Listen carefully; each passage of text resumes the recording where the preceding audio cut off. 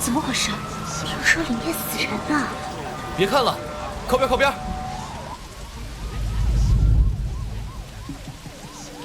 无明显外伤，初步断定死因为心脏衰竭，具体还要等实验室进一步分析。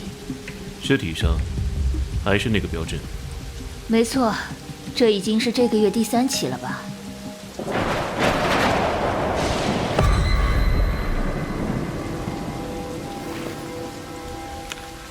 廖组长，情况怎么样？跟之前2名死者一样，死因都是心脏衰竭，不排除中毒。死后眼睛和嘴都被棉线缝住，耳鼻被灌了蜂蜡。滨江中学高2-5班陈玲。小张，叫人去滨江高中核查一下死者身份，并通知家属。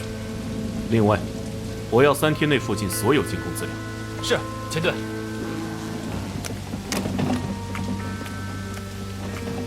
如果是同一个人做的，那尸体腹中应该也有写着怪字的纸条。不过这回是什么字，还要等解剖后才能得知。好，解剖取出字条后，马上通知我。不好意思，不好意思，前队，我来晚了。哟，王菠萝，小花伞挺时尚啊。嘿嘿，苗姐，别取笑我了，早上赶时间，跟我妹的包拿串了。嘿嘿，这伞和奶茶都是偷她的。王伯洛，你迟到了。哎，对不起啊，前队，因为刚才在路上碰见李局了，所以被抓住，聊了几句。哦，对了，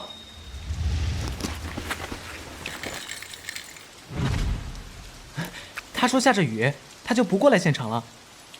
切，路都懒得走，他不如干脆退休算了。国民心理健康局不健全犯罪科滕瑞宇。对对对，李局说这个滕科长是个神探，精通周易八卦、奇门方术，案件上碰到离奇不解之事，都可以去咨询他。哼，神探，神棍还差不多。这是什么？哦，李局长说这是滕科长听完案情后在名片上随便画的，说是带在身上有助于破案呢。哼，可笑，要是靠画符就能破案，还要我们调查组干什么？这李局真是老糊涂了。我们调查组什么时候沦落到要跟这种神棍打交道？钱队长别生气，李局长也是好意嘛。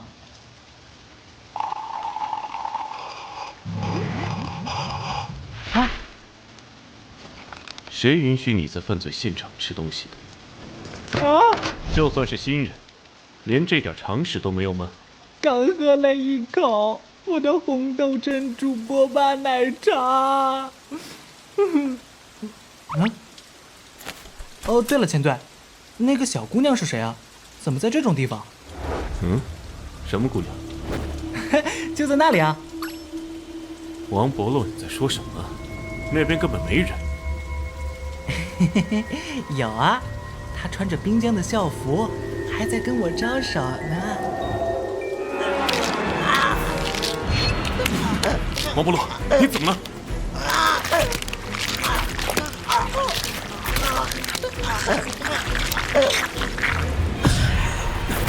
王伯洛，王伯洛，救护车！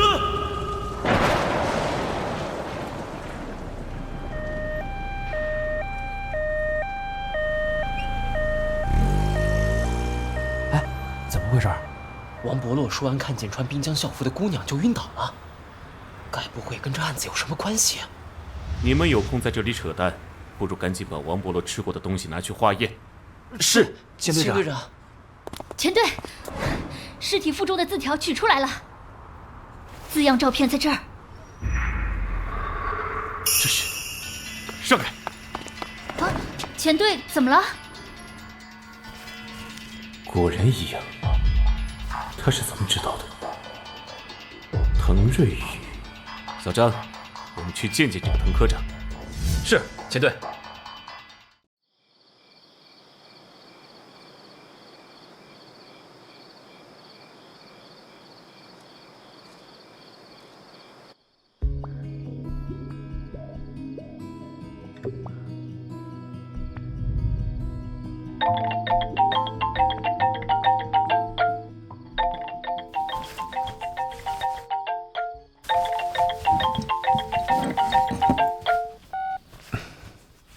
钱队长，你知道现在几点了吗？滕科长，这件事关乎我下属的性命，请你务必跟我去一趟现场。喂，竟然挂了，怎么办啊，钱队？这位滕科长我调查过，因严重洁癖强迫症才病休在家，正常手段是不可能让他出门的。小张，你闻没闻到里面有股烧焦的味道？啊？去，拿个梯子来。是，钱队。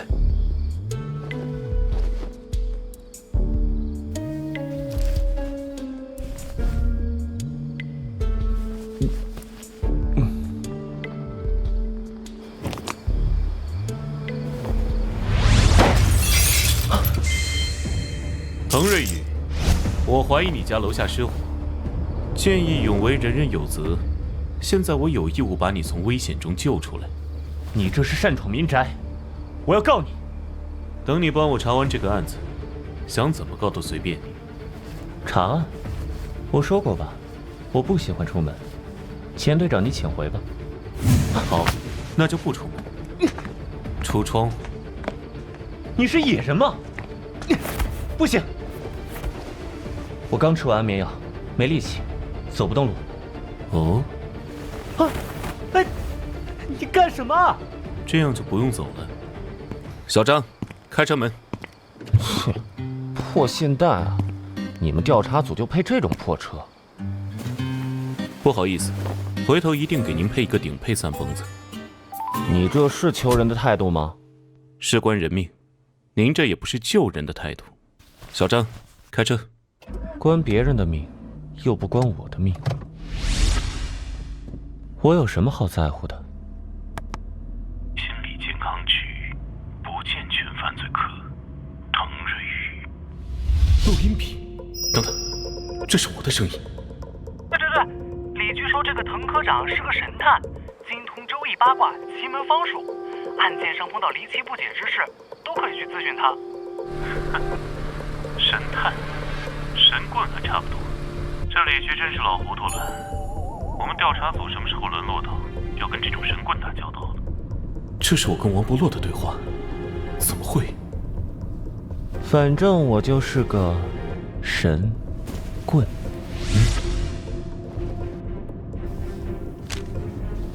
哼，对不对啊，钱队长？这是窃听器。你这是什么意思？还满意吗？新款玫瑰金的。滕瑞宇，你不仅在案发之前就知道死者腹中字条上的符号，还在调查者身上安装窃听器。你如果不解释清楚，我有理由怀疑你跟案件有关。哼，解释？我就是解释了，你这粗人也未必听得懂。我行不行？不试试怎么知道？不用了，就你这，我可不想试。你好了，说正事。你那个下属昏倒前说他看见一个姑娘向他招手，是不是这样？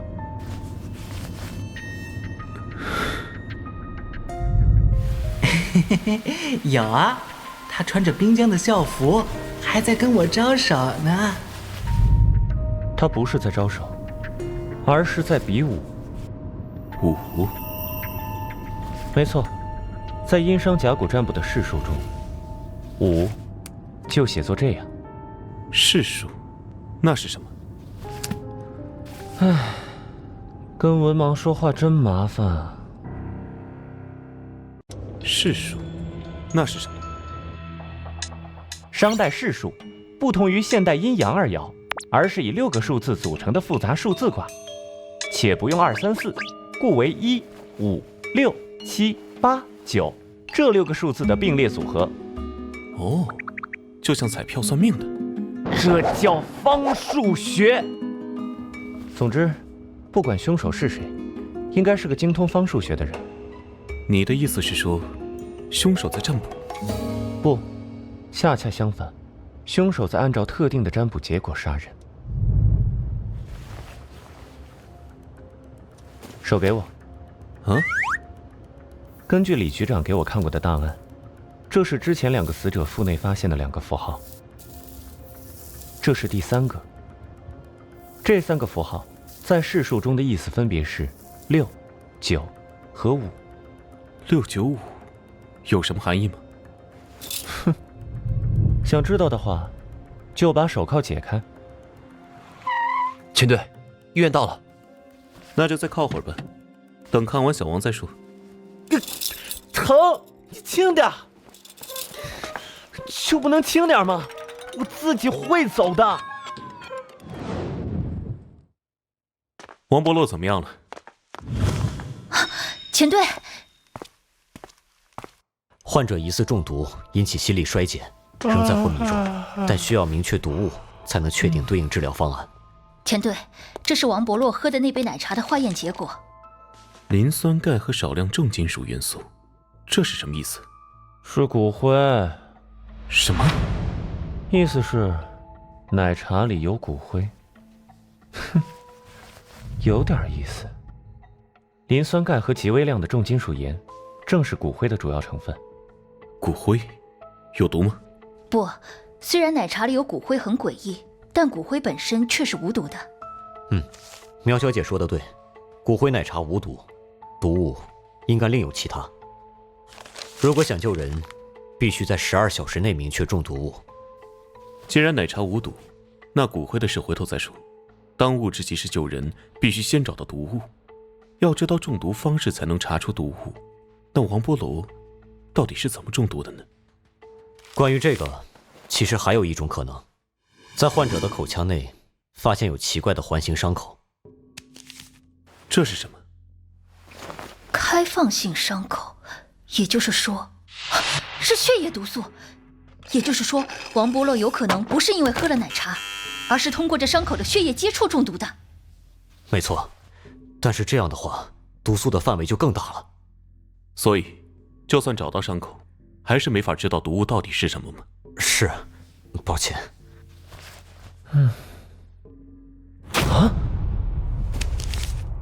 你干什么？虽然下毒的手段还不清楚，但如果我没猜错的话，Combo 疗法，听说过吗？那是什么？说人话。手铐解开。切，好痛！说吧。Combo 疗法是流行于美洲的一种灵修仪式。亚马逊的萨满相信 ，Combo 疗法可以净化身体，甚至通灵。通灵？又开始了。这跟王伯洛中的毒到底有什么关系？王伯洛身上这种形状特殊的伤口，叫做轮，象征着生命的循环，就是Combo疗法中常用的。先用点燃的焚香烫伤皮肤，再涂上树蛙毒，这样能使毒液直接接触血液，加强致幻的效果。没错，Combo疗法通灵的真相就是箭毒树蛙碱。啊，确实有可能，症状也符合。由于这种蛙在国内很少见，所以初期筛查也很难检测出来。我这边马上联系相关专家确认治疗方案。那就辛苦陈医生了。哪里，我们院一直多受苗家照顾，这是应该的。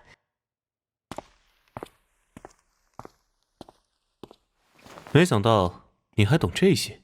五赌同源，药毒一家，怎么啦？意外吗？那我这个神棍应该跳个大神，烧个符给他喝吗？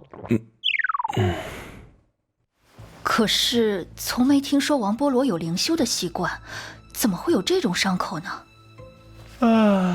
这我就不知道了，这是你们调查组该调查的事。不过，我建议你们去查查那个王波罗的妹妹，她也是滨江中学的，对吧？困了，你们俩，我回去睡觉了。我办公室有床，跟我回办公室睡吧。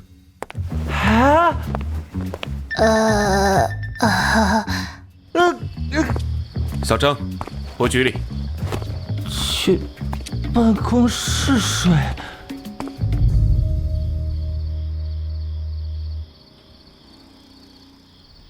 1个月内3名被害者，蔡小芝、董思佳、陈玲，都来自滨江中学。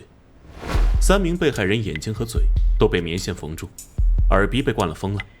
尸体腹中有写着奇怪符号的字条。都说了，那是试数，不是什么奇怪的符号。困死了，我到底什么时候能去睡觉啊？那个，这位是李局请来协助办案的专家滕科长。小张，案发路边的监控调查如何？是，跟之前2起一样，案发当日的录像莫名其妙的被删去了。前队，刚才医院来消息，王伯洛已经脱离危险了。那就好。王伯洛中毒一事，跟案件似乎有着隐约的联系。于情于理，目前只有从这儿下手了。前队，王伯洛的妹妹王冉冉带到了。好的，我这就过去。滕瑞宇，你跟我一起过去。啊？为什么？关于符号的事，等会儿还有话要问你。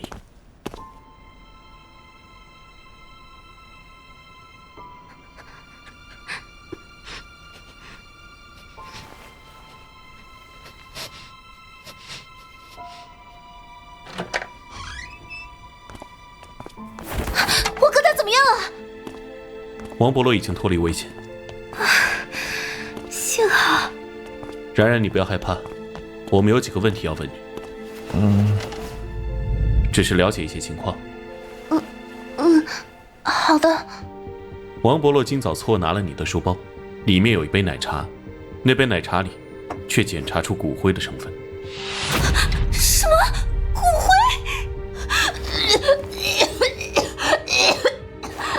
冉冉，那杯奶茶是哪儿来的？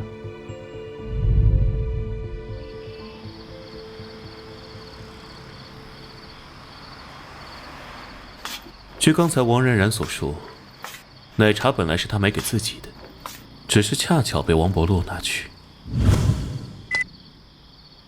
如果他说的是真的，那么凶手真正想害的人其实是王冉冉。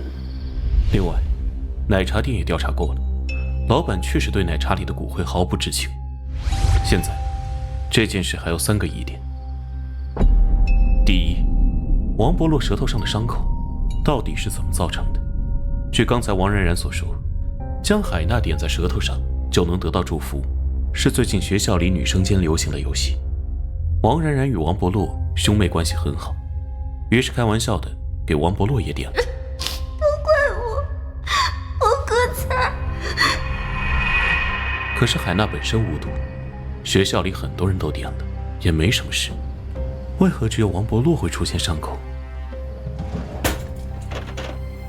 的确，海娜是一种传统印度染料，常用来做新娘的临时纹身，本身是无毒的。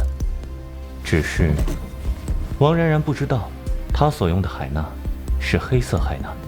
黑色海娜，红棕色的海娜常用来做新娘的临时纹身，有祈福之意，而黑色海娜却与天然海娜不同，为着色添加了对苯二胺，可以对皮肤造成轻度的化学烧伤，不过效果因人而异。王伯洛可能过敏更严重，而伤口在直接接触树蛙毒液，才造成了王伯洛中毒事件。这人脑子里到底是怎么装进这么多有的没的知识？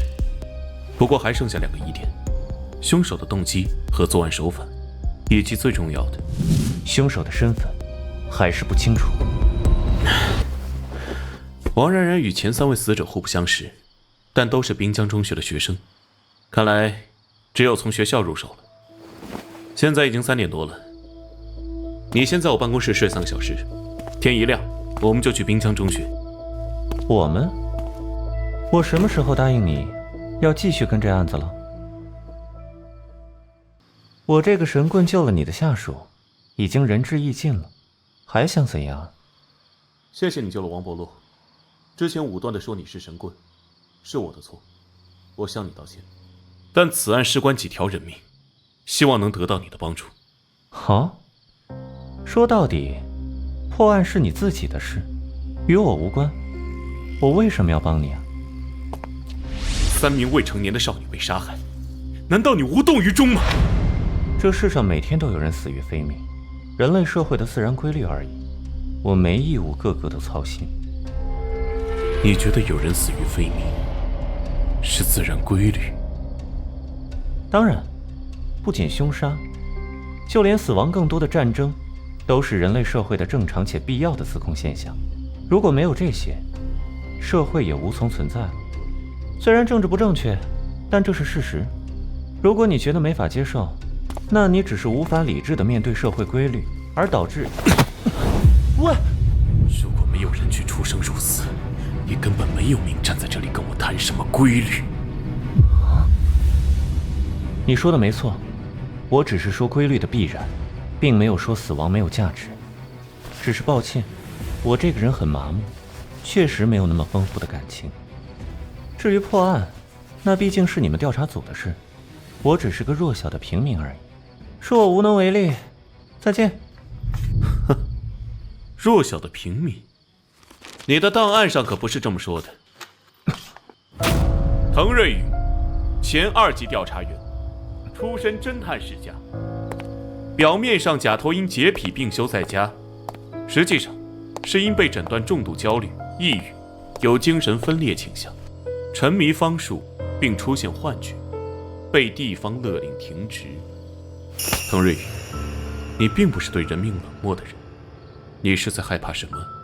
如果你真的像你自己说的那么冷漠，对案件完全不在乎的话，那一开始又何必要在名片里放窃听器呢？哦，钱队查案不怎么样，查我病历倒是上心啊。原来钱队长擅长探人底细。你枪声，我等。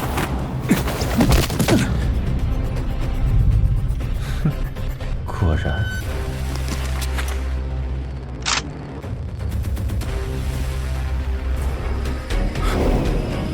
什么？这是可乐？没错，可乐和曼妥思。哇，怎么样？听起来很像枪声吧？为什么要做这种无聊的把戏？很好玩吗？我只是想验证一个猜想而已。PTSD， 创伤后应激障碍。如果没猜错的话，你上过战场吧？哦，你怎么看出来的？普通人在说地方这个词时，方字通常都是轻声，而刚刚你却是重声。一般只有上过战场的人，才会有把军队以外的地方通称为地方的特有习惯。还有你戴的那块表，是军用表，叫战神军表，上面的标志是海豹部队的标志。这种机械军表虽然价格只有几百块，在军队里却常作为战友之间互赠的礼物。了解的还挺多，我是当过兵没错，那又怎样？你究竟想说什么？你刚才抬手，露出了表链接口处刻着的字 ，RIP， Rest in Peace， 说明送你这块表的人已经死了，而字迹又非常粗糙，大概是你为了纪念送表的人，自己手刻上去的。之前我就奇怪，作为一线队长来说，你只有不到30岁，按资历实在过于年轻。但如果是连军龄也算上，退伍后因重大军功被分配到地方单位的话，这样一切就都讲得通了。你到底想说什么？哼，战友牺牲了，自己却因军功受到表彰，那种感觉不好受吧？秦策，谁都有不愿意提的过去，不是只有你会调查别人。如果你想拿我的过去来绑架我，那我也不会客气。没人能逼我做不想做的事。不，你错了。我不是不愿意提起过去，相反，我必须一直记得。我必须一直记着，记着枪的声音，血的颜色。接着早上还为了偷藏2块5一包的劣质葡萄烟，跟你嬉皮笑脸耍赖的小屁孩。你背后藏的是什么？拿出来！班长，您就放我一马吧。要不，班长你也来一根？熟悉的人突然就不会再说话，也不会动了。小刘，谢谢了，回去给你们黄鹤楼埋葬一下。小刘。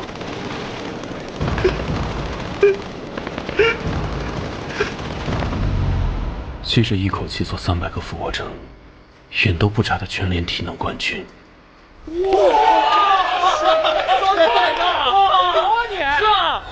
转眼就被炸得只剩半个身子，哭着跟我喊：“班长，我走。”而我什么都做不了。我已经不想再看见活生生的人变成尸体。那何必来当天天看死人的调查员呢？有的是安逸的机关单位可去。难道就因为你努力查案，世界上就没有凶杀，不会再死人了吗？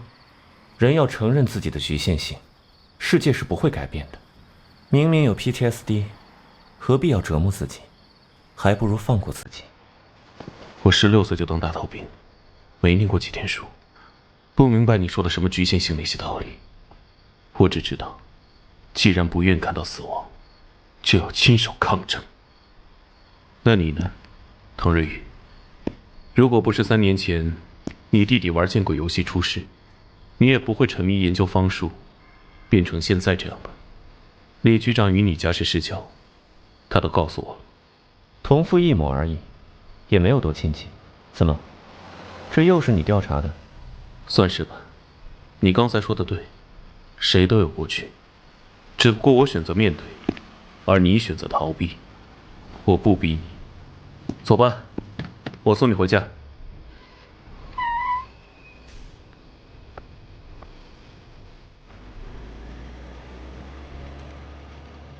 知其不可为而为之。喂，李叔，你上回说的那件事，我答应。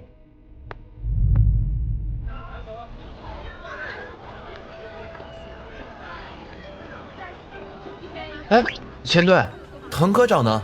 怎么没一起来啊？送回去了。既然他不愿意，我前错也不勉强。哎，你们快看，那辆车是谁的呀？怎么这么豪华？哎，怎么回事啊？哇，好厉害啊！车呀！哇塞，啥车啊？哎呀，我在游戏里见过。切，又是跑车，你懂什么？这可比跑车贵多了。老板，到了。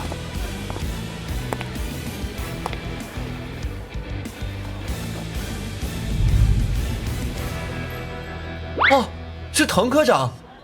这是谁啊？在哪里来的大帅哥？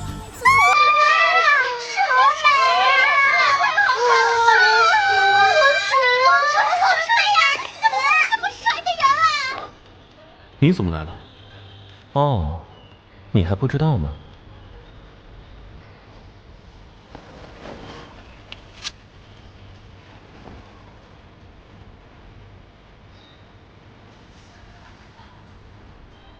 调例21号，可是今天才20号啊！李局那个老糊涂！哇，这什么黑科技啊？进击的老人机？总之以后就是同事了。不过我有条件，虽然你是专案组长，但我与你并不是从属关系。第一，不准质疑我的办案方式；第二，不准调查我的私事；第三，你说话总带着烟味儿啊！不要再让我闻到烟味儿。好吧，只要能破案，这些我都答应你。不过我也有一个问题要问你，你为什么又决定回来？愚公移山，夸父追日，知其不可为而为之，人之所以为人也。你最好不要让我失望，钱错。